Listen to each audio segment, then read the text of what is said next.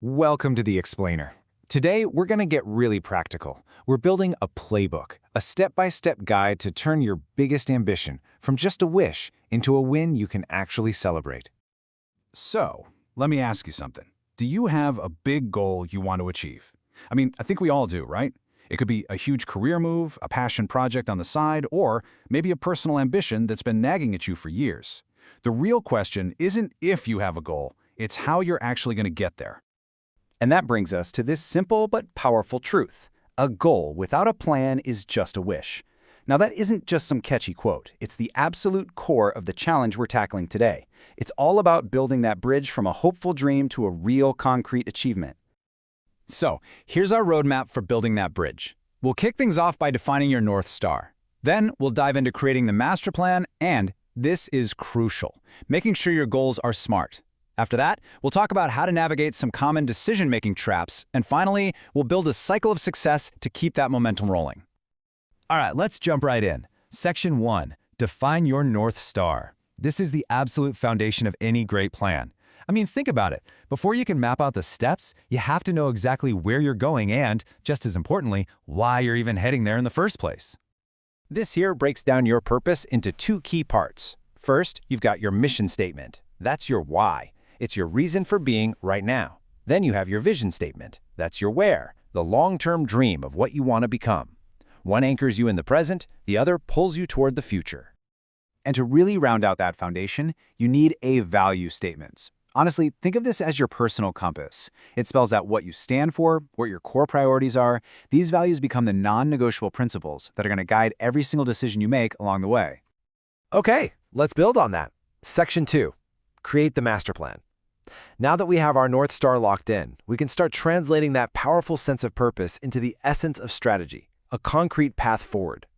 So there's a formal process for this, and it's a 5-step framework. And look at step 1. Establish mission, vision, and values. See, it all starts with the foundation we just built. From there, you assess your current reality, you formulate a strategy, you execute it, and finally, you maintain strategic control.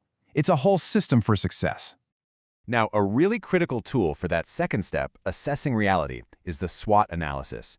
This is where you have to get brutally honest. You look internally at your strengths and your weaknesses, the things you actually have control over, and then you look externally at the opportunities and threats out there in the world. This simple little grid gives you such a powerful snapshot of exactly where you stand right now. Okay, on to Section 3. Make your goals smart. Look, a grand strategy is awesome, but it's totally useless if it doesn't translate into action. And this is where the brilliant and simple SMART framework comes in to make our goals tangible. Let's run through it real quick. It all starts with being specific. A vague goal like get better at sales is just not going to cut it. A specific goal is increase new client signups by 15%. It's clear, it's focused, and there is zero room for misunderstanding. From there, your goal has to be measurable. You've probably heard this before. If you can't measure it, you can't manage it. That 15% increase, that's the key. It tells you exactly when you've crossed the finish line. Your goal also needs to be attainable. It should definitely stretch you, but it has to be realistic. Aiming for a 500% increase in 1 month is probably a recipe for failure. You've got to find that sweet spot between bold ambition and grounded reality.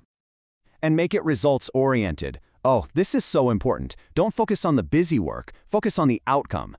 The goal is not make 50 calls a day. The goal is sign up 15 new clients. The result is what matters, not just the activity.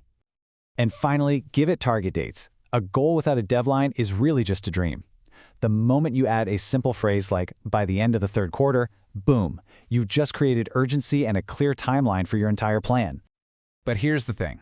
Even the most perfect, smart, goal-driven plan can get derailed by bad decisions.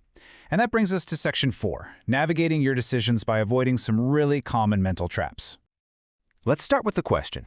Have you ever stuck with a bad decision? A failing project, a bad investment, simply because you'd already poured so much time or money into it? I think we've all been there.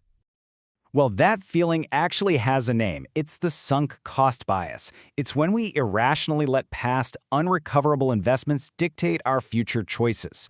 A simple trick to fight this is to ask yourself, if I were starting from scratch today, knowing what I know now, would I still make this investment? If the answer is no, it's time to move on. Two other huge mental traps are confirmation bias, that's where we actively look for information that confirms what we already believe, and overconfidence bias, where our confidence is just way higher than our accuracy.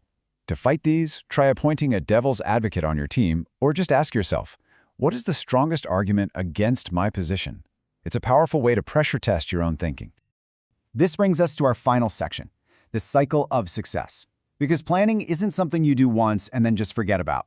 True success comes from a continuous loop of action and learning. The planning/control cycle captures this perfectly. It's a simple, powerful 4-step loop. You formulate the plan, you implement it, you monitor your progress, and then, and this is the crucial part, you take corrective action. And then the cycle begins all over again. So what this cycle really does is it transforms a static document, your initial plan, into a dynamic, living playbook for success. It gives you the structure to double down on what's working, to correct your errors quickly, or even to change the entire plan if the world around you changes. It's about being strategic, not rigid.